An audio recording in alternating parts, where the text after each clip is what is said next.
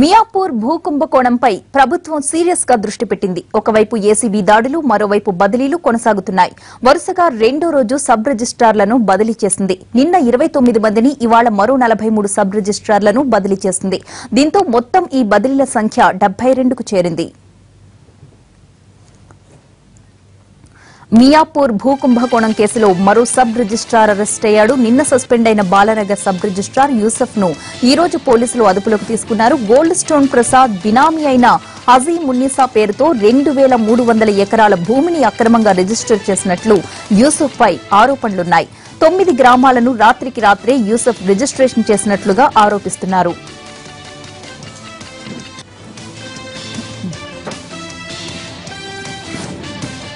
Gold stone Prasad కేసులో ACB దాడులు కొనసాగుతున్నాయి.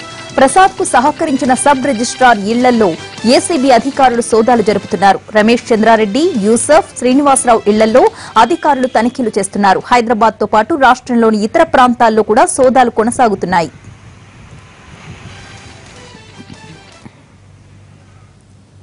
హైదరాబాద్ తో పాటు ఇతర జిల్లాల్లోని రిజిస్ట్రేషన్ కార్యాలయాల్లో ఏసీబీ తనిఖీలు జరుగుతున్నాయి. ఖమ్మంలోని రిజిస్ట్రేషన్ ఆఫీసులో ఏసీబీ అధికారులు డాక్యుమెంట్స్ ని పరిశీలించారు.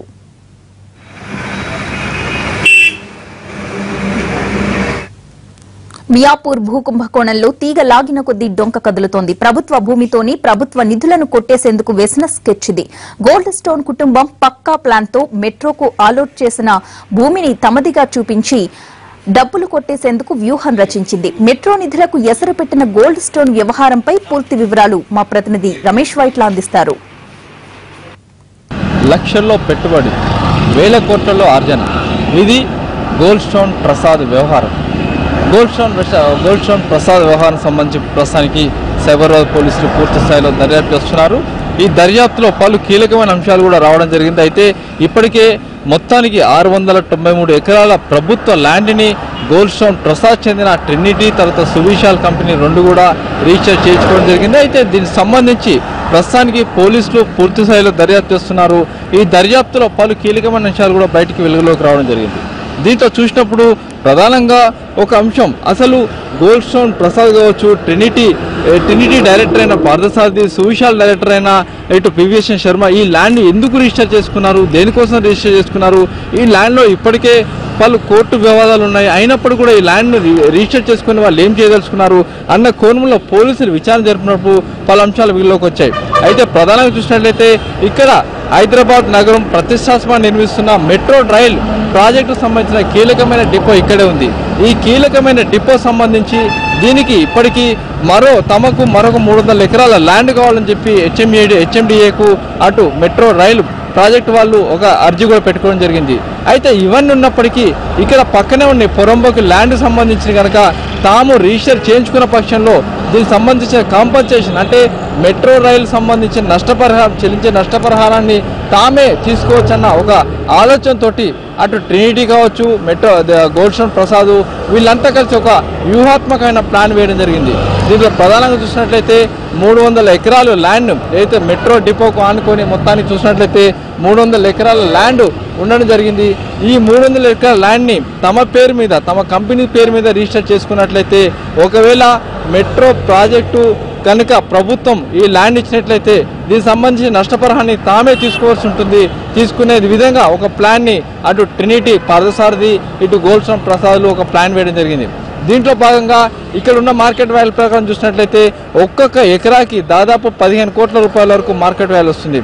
మొత్తాన్ని చూసినట్లయితే ఇక్కడున్న 2 సర్వే నెంబర్లో 20, 28 ఈ 2 సర్వే నెంబర్లు మెట్రో డిపోకు ఆనుకొని మొత్తం 2 సర్వే నెంబర్లు ఉన్నాయి. ఈ సర్వే నెంబర్లో 260 ఎకరాల పైచిలకు ల్యాండ్ ఇక్కడ మెట్రో డిపోకు ఆనుకోవడం జరిగింది. అయితే ఈ ల్యాండ్కు సంబంధించిన మొత్తానికి కావాలి అని చెప్పి ఎప్పుడో మెట్రో యాజమాన్యం ఇప్పటికే హెచ్ఎండిఏకు ఒక రిక్వెస్ట్ పెట్టడం జరిగింది. దీనికి సంబంధించిన డబ్బులు కావచ్చు, డిపాజిట్ కూడా ఇప్పటికే కోర్టులో 400 కోట్ల రూపాయల డిపాజిట్ని మెట్రో కూడా పెట్టడం జరిగింది. అయితే ఈ నేపథ్యంలో ఈ ల్యాండ్ కనుక కేటాయించినట్లయితే హెచ్ఎండిఏ మెట్రో కేటాయించినట్లయితే దానికి సంబంధించిన నష్టపరిహారాన్ని తామే తీసుకునే విధంగా ఒక ప్లాన్ను అటు ట్రినిటీ, అటు గోల్డ్ స్టోన్ ప్రసాద్ కలిసి చేశారు. అయితే దీనికి సంబంధించి పూర్తిగా పోలీస్ ఇన్వెస్టిగేషన్లో ఇటు ట్రినిటీ పార్థసారథి తాము ఎందుకు ఈ కుట్ర చేయాల్సి వచ్చింది, ఈ ల్యాండ్ని ఎందుకు తాము రిజిస్టర్ చేసుకోవాల్సి వచ్చిందన్న విషయాన్ని పోలీసుల ముందు పూర్తిగా ఒక వాంగ్మూలం ఇవ్వడం జరిగింది. ఈ వాంగ్మూలంలో పూర్తిగా ఒక విషయాన్ని చాలా స్పష్టంగా చెప్పారు ట్రినిటీ పార్థసారథి తర్వాత సువిశాల్ డైరెక్టర్గా ఉన్న పివిఎస్ శర్మ. తాము కేవలం మెట్రో డిపో చెల్లించబోయే నష్టపరిహారాన్ని తామే తీసుకోవాలన్న ఒక ఉద్దేశంతో తాము ఈ ల్యాండ్ని పూర్తిగా రీసెర్చ్ చేయించుకున్నాము. దాదాపు 5,000 కోట్ల రూపాయలకు సంబంధించి మెట్రో చెల్లించబోతుంది. ఎందుకంటే ప్రభుత్వం కనుక ల్యాండ్ ఇచ్చినట్లయితే 5,000 కోట్ల రూపాయలకు నష్టపరిహారాన్ని పూర్తిగా ప్రభుత్వాన్ని చెల్లించాల్సి ఉంటుంది. కాబట్టి ఆ డబ్బును తామే తీసుకోవాలన్న ఒక ఉద్దేశంతో తాము ఈ ల్యాండ్ని రిజిస్టర్ చేసుకున్నట్లుగా అటు ట్రినిటీ పార్థసారథి సువిశాల్ డైరెక్టర్ శర్మ చెప్పడం జరిగింది. అయితే ది కీస్టర్గా ఉన్న ఈ కేసులో కీలకంగా ఉన్న మాస్టర్ మైండ్గా ఉన్న గోల్డ్ స్టోన్ ప్రసాద్ని కనుక ఎంక్వైరీ చేస్తే ఇంకా విషయాలు వస్తాయని చెప్తున్నప్పటికీ ఇప్పటికీ గోల్డ్ స్టోన్ ప్రసాద్ పరారులో ఉన్నాడు. గోల్డ్ స్టోన్ ప్రసాద్ కోసం అధికారులు గాలిస్తున్నారు. మరోవైపు ఇక్కడున్న ఎవరైతే జ్యుడిషియల్ కస్టడీలో ఉన్న వీళ్ళిద్దరిని కూడా పోలీస్ కస్టడీలో తీసుకొని విచారించి ఈ స్కామ్కు సంబంధించి ఈ ల్యాండ్ స్కామ్కు సంబంధించి పూర్తిగా అన్ని వెలుగులో తీసుకునే ప్రయత్నం తాము చేస్తున్నామని చెప్పి ఉన్నతాధికారులు చెప్తున్నారు. కెమెరా పర్సన్ నర్సింగ్తో రమేష్ వైట్ల, ఎన్టీవీ. హైదరాబాద్ లోని మియాపూర్ భూ కుంభకోణంపై సీబీఐతో దర్యాప్తు జరిపించాలని డిమాండ్ చేశారు Telangana political JAC chairman Kodandaram. 123 జీవోను దొడ్డిదారిన చట్ట రూపంలో తెచ్చారన్నారు. అలాగే కొత్త చట్టం ప్రకారం కూడా రైతుల అంగీకారం లేకుండా భూసేకరణ చేయొద్దన్న కోదండరాం రైతులెవరూ భయపడొద్దన్నారు. ఒత్తిళ్లకు లొంగి సంతకాలు చేయొద్దన్న కోదండరాం రైతులకు జేఏసీ అండగా ఉండి న్యాయ సాయం చేస్తుందన్నారు. బలవంతపు భూసేకరణపై త్వరలోనే ఢిల్లీలో సమావేశం నిర్వహిస్తామన్నారు కోదండరాం. న్యూస్ రెవెన్యూ రిజిస్ట్రేషన్ శాఖల ప్రక్షాళన మొదలుపెట్టిన ప్రభుత్వం అసలు మూలాలపై గురిపెట్టింది. గాయం ఒక దగ్గరుంటే మరో దగ్గర చికిత్స చేయడం సరికాదని భావిస్తోంది. వేల కోట్ల రూపాయల స్కామ్ మూలం డిప్యూటీ సీఎం రెవెన్యూ మంత్రి మహమూద్ అలీ ఫేషీలోనే ఉందని గుర్తించింది.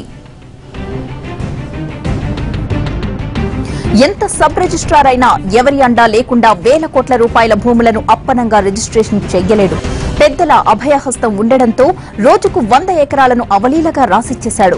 ఇప్పటిదాకా సస్పెండ్ అయిన కూకట్పల్లి, బాలనగర్, మేడ్చల్ సబ్ రిజిస్ట్రార్లు మంత్రి పేషి అండతోనే చెలరేగిపోయారు. కోట్లకు పడగలెత్తారు. ఇక పని మొదలైంది కాబట్టి మంత్రి పేషిని కడిగేయాలని నిర్ణయించింది సర్కార్. ఇక్కడ పాతుకుపోయి అరాచకాలకు కారణమైన పేషిలోని రింగ్ లీడర్ జాన్ వెస్లీ పని పట్టాలని డిసైడ్ అయింది. మంత్రి మహమూద్ అలీ పేరుకి డిప్యూటీ సీఎం. రెవెన్యూ రిజిస్ట్రేషన్ శాఖల్లో ఆయన డమ్మీ అన్నది ప్రత్యేకంగా చెప్పాల్సిన అవసరం లేదు. మంత్రి కంటే ఎక్కువ పవర్ఫుల్ ఈ పేషీలో ఓఎస్టీగా చెలామణి అవుతున్న జాన్ వెస్లీనే. వెస్లీ ఏది చెప్పినా మంత్రి కాదని అన్నారు. అది ఇద్దరి బంధం. వెస్లీకి ఈ వ్యవహారాలు కొత్తేమీ కాదు. ప్రభుత్వంలోనూ ఇలాంటివి ఎన్నో అవలీలగా చేశారు. ఇప్పుడు అదే ఆయనకు కలిసొచ్చింది. కొందరి కీలక వ్యక్తుల వెంటపడి మరీ ఇక్కడ పోస్టింగ్ సంపాదించాడు. 3 ఏళ్లలా కింగ్ లా ఒక వెలుగు వెలుగుతున్న వెస్లీ కోట్లాది రూపాయలు వెనకేసినట్లు ఆరోపణలు వెల్లువెత్తుతున్నాయి. రెవెన్యూ శాఖలో ఏ పని కావాలన్నా వెస్లీని కలిస్తే అయిపోతుంది. మంత్రితో ఏమాత్రం అవసరం లేదు. అతనికి చేరాల్సింది చేరితే చాలు. 3 ఏళ్లలో రెవెన్యూ రిజిస్ట్రేషన్ శాఖను బంగారు బాతులా వాడుకున్నది ఎవరు అంటే అది వెస్లీనే. రెవెన్యూ సెక్రటరీ అయినా ఇంకెవరైనా వెస్లీ ముందు బలాదూరే. కొన్ని నెలలుగా సీసీఎల్ఏ కమిషనర్ పదవి ఖాళీగా ఉండడంతో వెస్లీ ఆడింది ఆట పాడింది పాటగా సాగిపోయింది. సాధారణంగా మంత్రికి కాన్వాయ్ ఉంటుంది. కానీ రెవెన్యూ శాఖలోని ఓఎస్డీ వెస్లీకి మంత్రి కంటే పెద్ద కాన్వాయ్ ఉందంటే అతడి రేంజ్ ఏంటో అర్థం చేసుకోవచ్చు. అక్రమంగా కోట్లు కూడబెట్టిన సబ్ రిజిస్ట్రార్లే ఇతనికి కాన్వాయ్ ని నడిపిస్తారు. ఒక్కో సబ్ రిజిస్ట్రార్ 100 కోట్లు సంపాదిస్తే ఇంతమందిని ఒంటి చేత్తో నడిపే ఓఎస్డీ ఎన్ని కోట్లు సంపాదించారనే దానిపై అధికారుల్లో చర్చ జరుగుతోంది. సస్పెండ్ అయిన 3 సబ్ రిజిస్ట్రార్లలో 2 కూకట్పల్లి, మియాపూర్ నుంచి వచ్చే ఎన్నికల్లో ఓ జాతీయ పార్టీ నుంచి ఎమ్మెల్యేగా పోటీ చేయడానికి కూడా రెడీ అయిపోయారు. తమకు పార్టీ ఫండ్ అక్కర్లేదు, కేవలం టికెట్ ఇస్తే చాలు, ఎంత ఖర్చైనా మేం చూసుకుంటామని పార్టీ నేతలకు భరోసా ఇచ్చారంటే ఎంత కూడబెట్టారో ఈజీగా అర్థం చేసుకోవచ్చు. సబ్ రిజిస్ట్రార్ల సంపాదనే ఈ విధంగా ఉంటే వీరందరికీ రింగ్ లీడర్ అయిన మంత్రి పేషీలోని ఓఎస్డీ వెస్లీ ఆస్తులు ఏ స్థాయిలో ఉన్నాయో అని నోరెళ్లబెడుతున్నారు.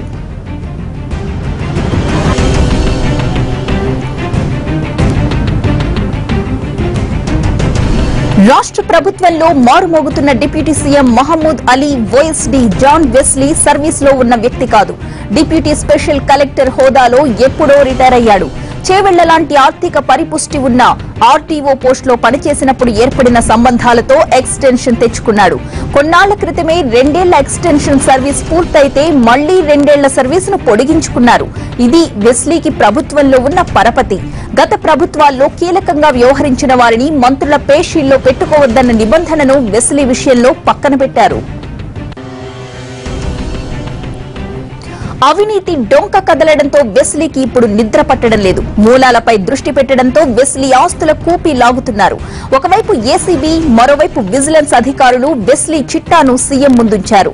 ఎప్పుడు ఏం జరుగుతుందో తెలియని వెస్లీ భయంగా గడుపుతున్నాడు.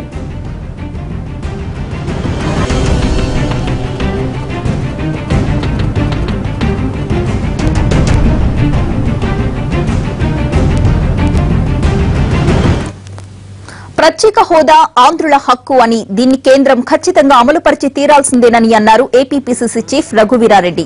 విజయవాడలో ప్రత్యేక హోదా, విభజన హామీల సాధన కోసం జరుగుతున్న 96 గంటల నిరవధిక దీక్షకు రఘువీర మద్దతు తెలిపారు.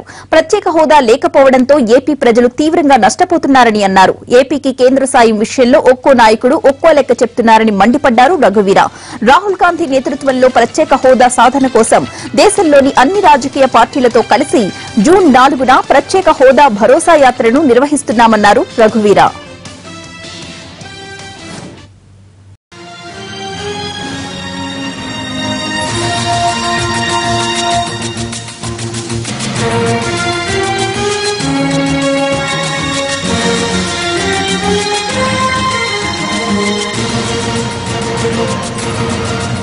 అనంతపురం జిల్లా కర్దిరిలో ఘరానా మోసగాడు పట్టుబడ్డాడు. నకిలీ సంస్థలను సృష్టించి మోసాలకు పాల్పడ్డ రమేష్ బాబు 200 కోట్ల రూపాయలను అక్రమంగా సంపాదించాడు. బాధితుల ఫిర్యాదుతో కేసు నమోదు చేసిన పోలీసులు రమేష్ బాబును అదుపులోకి తీసుకుని విచారిస్తున్నారు. ఆమడగూరుకు చెందిన రమేష్ బాబు ప్రముఖులతో సంబంధాలున్నాయంటూ మోసానికి పాల్పడినట్లు చెప్పారు పోలీసులు.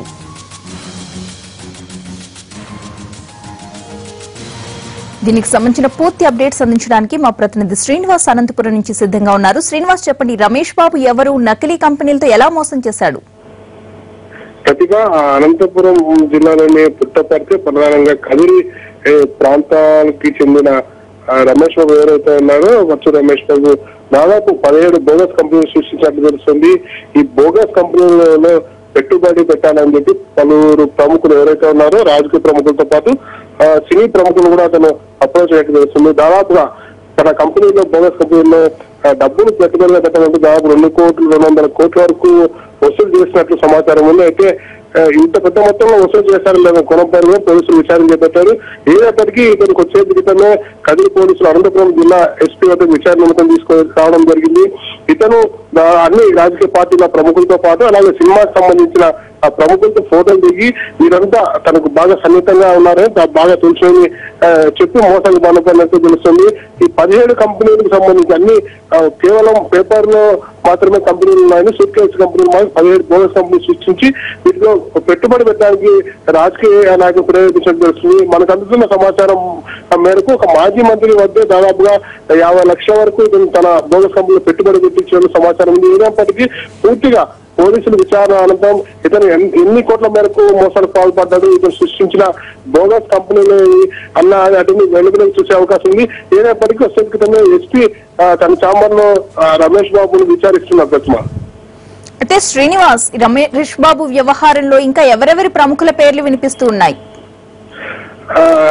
ప్రముఖంగా రమేష్ బాబు ఎవరైతే ఉన్నారో మనకు అందిస్తున్న సమాచార ప్రచారం ప్రకారం ఇప్పుడు వెనక రాజకీయ ప్రముఖులు ఎవరు ఉన్నారో లేకపోతే ఎవరు చేపిస్తున్నారు, కేవలం రమేష్ బాబుతో పాటు మిగిలిన ఎవరున్నారు కొనపల్లి పోలీసులు దర్యాప్తు చేపట్టారు. మనకు అందుతున్న సమాచారం మేరకు పుట్టపర్తికి సంబంధించి ఒక రాజకీయ నాయకులకు సంబంధించి వాట్సాప్ లో వ్యంగ్యంగా వ్యతిరేకంగా పోస్ట్ చేయడంతో పోలీసులు ఇతను అదుపులోకి తీసుకొని విచారిస్తున్నారు. ఈ విచారణ సమయంలో దాదాపుగా 40 ఫేక్ ఐడీలతో ఫేస్బుక్ లో అకౌంట్ ఓపెన్ చేసినట్లు కూడా తెలుస్తుంది. ఇప్పటికీ తను ఇవాళ పోలీసు పట్టుబడంతో దాదాపు ఈ బోగస్ కంపెనీల వ్యవహారం బయటకు వచ్చింది. ఈ బోగస్ కంపెనీల వ్యవహారం సంబంధించి రమేష్ బాబుతో ఎవరెవరికి లింక్ ఉన్నాయి, లింక్ సంబంధించి ఆరా దిశ పనులు పోలీసులు నిమగ్నమయ్యారు ప్రతిమ. ఏదైనప్పటికీ పలువురు రాజకీయ ప్రముఖులతో ఇతను దిగిన ఫోటోలు చూపించి మోసాలు పాల్గొన్నట్టు తెలుస్తోంది. అయితే శ్రీనివాస్, గతంలో కూడా ఇతని మీద కొన్ని కేసులు నమోదైనట్లుగా తెలుస్తుంది. దానికి సంబంధించిన సమాచారం ఏంటి? గతంలో కూడా ఇతను చాలా మందికి ఉద్యోగం ఇప్పిస్తాను మోసాలు చేసినట్టు తెలుస్తుంది. ప్రస్తుతం ఇతను ఈ కేసుకి బయటికి రావడానికి కారణం ఏదైందో వాట్సాప్ లో ఒక రాజకీయ ప్రముఖం సంబంధించి వ్యతిరేకంగా పోస్ట్ చేయడంతో అసలు ఇతను వ్యవహారం కలిగింది. ఇతను జల్సాలు ఎలా తిరుగుతున్నారని కొనపైన ప్రధానంగా పోలీసులు దృష్టి సారించారు. పోలీసులు దృష్టి సారించిన సమయంలో బోగస్ కంపెనీకి సంబంధించిన వ్యవహారం బయటపడింది. ఒక్కసారిగా ఇతను కోట్ల రూపాయల్లో మోసాలకు పాల్పడ్డారన్న అనుమానం పోలీసులు రావడంతో పోలీసులు అదుపులో తీసుకోవడం జరిగింది. అలాగే కొంతమంది బాధితులు కూడా ఎవరైతే ఉన్నారో ఇతని ద్వారా మోసపోయిన బాధితులు కూడా కొత్తగూడెం ఎస్పీ కార్యాలయం చేరుకుని వారు ఎస్పీ గారికి తమ ఫిర్యాదు చేసినట్టు తెలుస్తుంది Pratima. Right, thank you Srinivas. Dasari Narayana Rao అంత్యక్రియలు మొయినాబాద్ ఫామ్ హౌస్ లో ప్రభుత్వ లాంఛనాలతో జరిగాయి. చిత్ర పరిశ్రమలోని ప్రముఖులంతా దాసరి అంత్యక్రియలకు హాజరయ్యారు. దాసరి పెద్ద కొడుకు ప్రభు అంతిమ సంస్కారాలు నిర్వహించారు. గురువు గారి జ్ఞాపకాలను నెమరు వేసుకుంటూ సినీ ప్రముఖులు కళ్లనీళ్ల పర్యంతమయ్యారు. కడసారి కన్నీటి వీడ్కోలు పలికారు.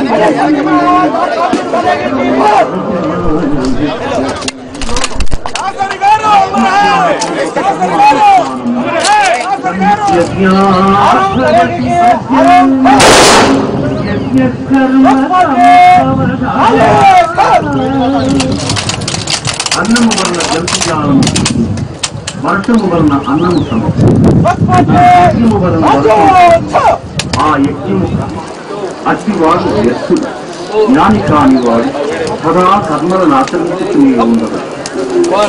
యజ్ఞదాచరతి శ్రేష్ఠః